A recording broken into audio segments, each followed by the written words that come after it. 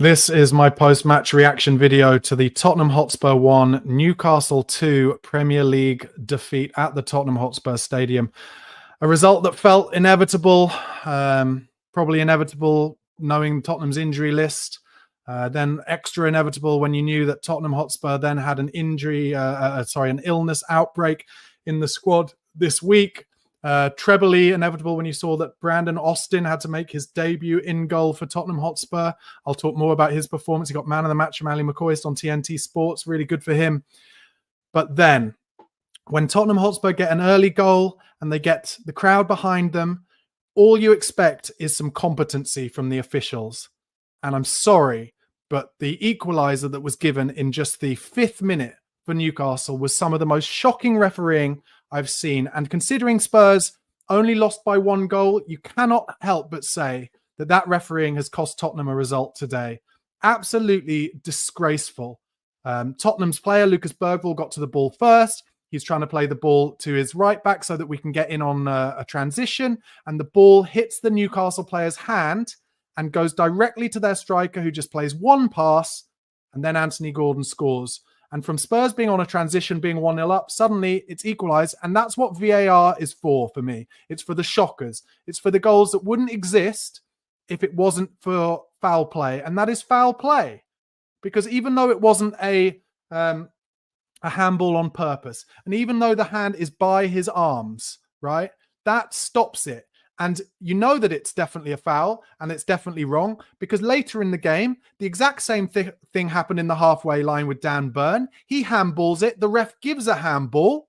And then he must have deemed that to be a purposeful handball. So he has to be booked. Dan Burn had already been booked and he doesn't book him. He bottles it instead. And for me, that is why Tottenham Hotspur have lost the game today. Tottenham today, as Newcastle, celebrate as if they've won the league, playing against a bunch of reserve teams, basically a team who are playing their third choice goalkeeper who's never played a senior game in his life. In the end, Dragusin had to go off, so 0 fit centre-halves, having to play a right back and a central midfielder in centre-back, one of whom's 18 years old, the other who's like 23, never played centre-back in his life. Newcastle fans going at it like it's the biggest win of their lives. Embarrassing. Embarrassing. And lots of people in the comments on the watch-along I've been doing saying that Ange Postecoglou should leave. I'm sorry. Listen, I will say once again what I've said about Postecoglou is I feel a lot of the muscle injuries have to be down to the way that they train and the relentless nature of not taking any breathers on the pitch. But when he's faced up with a squad like today, when there's been an illness outbreak throughout the squad, and he's having to play players like Austin and having to play Jed Spence at centre half, what more can he do? I think we just got to give the man the season, honestly, because it was like a training game for Newcastle. And actually, in the second half, Spurs took them on and could have had maybe an equaliser or two from Solanke chances, headers from across the box. So look, it is frustrating and it is upsetting. Of course it is for Tottenham to have had just the most terrible Christmas and New Year period for the last 10, 15, 20 years. And this is an appalling season we're having at the moment. But until we're out of those cup competitions, and don't forget, a lot of you Spurs fans who are complaining right now will be the same Spurs fans that previous to this season were saying, I don't want another season where we fight for top 4. I want a season where we only care about the cup competitions. Well, you can guarantee, and based on a lot of the players who are on the bench today, you can guarantee that Big Ange Postecoglou is mainly concentrating on those cup competitions. And it'll be interesting to see against Liverpool in the first leg of the Carabao Cup this Wednesday, whether Liverpool rests some players. Because if they do, then I think Spurs can hopefully give them a game if they get some of those ill players back. I'll go through what happened in this game. I am frustrated. I'm mainly frustrated with people having a go at Ange on this one. What more can he do? Honestly, it's the referees just totally embarrassed. It's an embarrassment to the Premier League. They give those handballs in central midfield all day, every day. He did it with Dan Burn.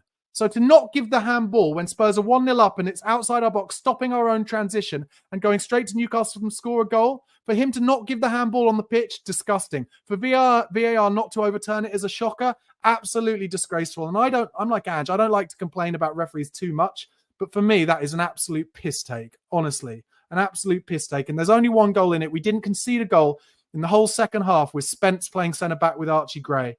And that's why we lost the game. First half, We started really well. Early foul from Bergvall showing he wanted to get physical. I thought Lucas Bergvall played outstandingly today. He was unlucky to be taken off in the 60th minute for Yves Bissouma. But I don't know, maybe Bergvall will start against Liverpool. Werner took a corner in the second minute. Werner started today. He was absolutely diabolical, I have to say. Dog shit. He shouldn't be seen in a Spurs shirt again. I feel for him. It's not his fault that he's lost all his confidence, but no longer should we be playing him. And then, third minute, Spurs get their moment. A beautiful goal. Started with Brandon Austin, ball at his feet, plays a good ball into Porro. Porro finds Bergvall. He drives 55 yards up the pitch. Beautiful stuff. He lays it off to Johnson, who lays it back to Porro. First time cross, and Solanke with a Harry Kane-esque header into the far corner. Brilliant stuff. Some good defending from Archie Gray in the 4th minute. Headed it out ahead of Austin diving at a cross. And then the equaliser. I've spoken about it already. For me, it's an absolute fucking disgrace. Good finish from Anthony Gordon, sure. But when the referee's made such a big mistake, of course he's going to finish that off. Absolutely disgusting. 10th minute, Spurs won the ball high. Good chance for Solanke, but a good block from Dan Burn. Follow-up shot from Pape Matasar was poor. Straight down the goalkeeper's throat. 15th minute, I made a note that the fans were chanting that the ref doesn't know what he's doing. And at that point, the fans were really behind Spurs. They were on it. The injustice was spurring the fans on, and Tottenham needed to just drive forward. But unfortunately, fatigue, as have we seen in all of these games recently, set in really early. And after kind of the 20th minute where Austin made a good save at the near post, and at this point, Austin had already come out and claimed a number of corners and crosses. He was doing really well. But at this point, other than in the kind of the 24th minute and the 27th minute where, 27th minute where a long shot from Porro went over the bar, Isak and Newcastle really kind of turned up after that. And the whole rest of the first half, Newcastle were all over us. Isak missed a sitter in the 31st minute, and then endless corners from Newcastle around the 34th minute. And their goal came in the 37th minute, across from Murphy, and Isak knocked it in at the back post. Solanke, unfortunately, who scored such a great goal, he had given the ball away from a Porro throw-in up the right-hand side. And for me, the one thing I'd say about Spurs, just it's so easy to score against them. It's just kind of Spurs lose the ball in midfield, and it's just 2 passes. Whereas every time Newcastle lost the ball in midfield, they had men back. They always had men back, and that's why Spurs found it so difficult. The rest of the first half, Spurs did have a corner in the 4th added minute of added time, but it was a good cross from Porro from a resulting break, and it was cleared at the back post. Second half, Reguilon came on for Dragushin, and that's when Spence started playing at centre-back. And I've just written, never seen an injury crisis like this. Injury or illness? Is Dragushin ill, or is it another knock? Who knows? Solanke had a good chance in the 46th minute, but fouled the keeper, and I think he even got booked. He was just going for a high ball. Ridiculous. I've written in the 51st minute, this is like a training game for Newcastle at the moment. They got in down the left time and time again. Spence did well to block across from the byline, though. Bergvall showing tenacity in the 54th minute. A shot from Sarr saved. The rebound from Johnson hit the post. It was a really tight angle, though.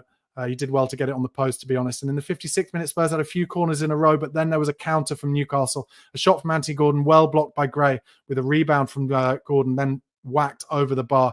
Kulusevski then broke Gordon's nose with an accidental shoulder barge in the box in the 58th minute. Then the 60th minute, the changes got made, and he brought on Bissouma, Maddison and Son for Sarr, Bergvall and Werner. I didn't want Bergvall to come off. Neither did the crowd, and they booed that substitution. I have to say, I think that will be really good for Lucas Bergvall in the long term, though. He will see that the fans are behind him now. He had a good game, showed tenacity, got on the ball, drove forward with it. Good in the air as well for a little guy, Lucas Bergvall. Puts his body about. Good kid. I'm pleased for him. 65th minute, Austin claimed another free kick, brilliantly got winded for his troubles. 70th minute, and at this point, Tottenham now, with Newcastle kind of sitting back and just looking to hit us on the break, Tottenham really came into the game a bit. 70th minute, good play from Spurs led to a Decky cross straight into keeper's arms. More good stuff a minute later, and Spurs came across the box from Son on the left into the keeper's arms. Joe Linton got booked in the 72nd minute. Harvey Barnes came on for Newcastle, 76th minute. 78th minute, free kick, Spurs. Madders was fouled outside the box. And we whipped the ball in from Maddison, but it was good defending from Livramento, who impressed me today. Another player who was on Spurs' list back in the day, but we didn't pull the trigger on, and Livramento looks like a really good fullback. 81st minute, huge chance for Johnson. Son had got in down the left, and it was a little bit of a few chances came to Solanke. One came to Solanke, he had his back to goal. He tries to set up Kulusevski. It's on his right foot, so he doesn't hit it. Laid it to Johnson, who just tries to put power on it, and in the end, he doesn't get it on target, and it whacks it across the box, and Solanke, it comes too quickly for him. Can't get anything on it. And then there were 10 minutes of added time at the end. and Spurs made a few chances. Decky crossed one in for Slanky's header, but the keeper touched it over the bar. Of course, the referee didn't give it as a corner because he is a fucking idiot. Then Harvey Barnes had a chance saved. Austin was given man of the match, as I mentioned. And then the last effort, another cross and header from the header came in from Solanke, and he got a lot on it. Porro's crossing excellent all day, but too much on it, straight down the keeper's throat, and Tottenham lose again. And I can guarantee you, Ange Postecoglou will come out in the post-match press conference. He said, my boys couldn't have given any more, and they couldn't. But the reality is, I said before the Christmas period, if we lost all 3 games, I could not see a future for Ange Postecoglou at this club. The way that Daniel Levy sacks managers. I think at the moment, with the way that the injury crisis has gone, with Udogie going down as another injury, I think with the illness, the way it's gone through the squad this week, I don't think Levy can and will sack him. I think he'll be given definitely the Carabao Cup semi-finals, maybe even the rest of the Europa League. And I just think basically he's come out this week in his interviews, Ange Postecoglou, and said none of those big players like Van der Ven, like Romero, like Davis are going to be back before February. So it's going to be more of this until February. We've got Liverpool this week. If they play their first team, I'm sorry, but we will get absolutely battered. We've got Arsenal away at the weekend.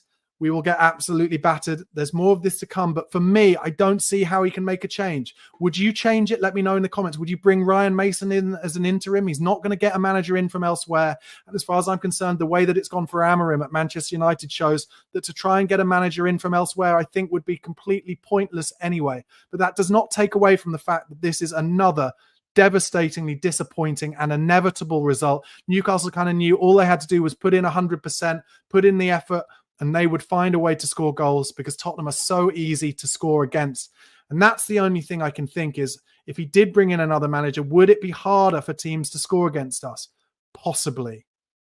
But would that just mean that the players were kind of confused by the messaging and therefore the rest of the season would just peter out into nothingness? Maybe we just have to do what Ange said this week and try and grow from this. Find ways through this time, get the players back around February, get into the next round of the Europa League, and have the players on such a buzz that they got through this horrible period of time that maybe we can do something magical and surprising at the back end of the season. But listen, I know you'll be saying in the comments, Ange out, and I know how disappointing and frustrating this is at the moment.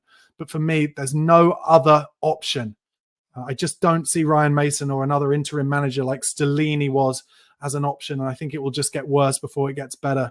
I think stick with him, but let me know what you think in the comments, guys. That has been my instant match reaction. Please do give it a like. Please do subscribe to the channel. Really appreciate all of your support. Thank you.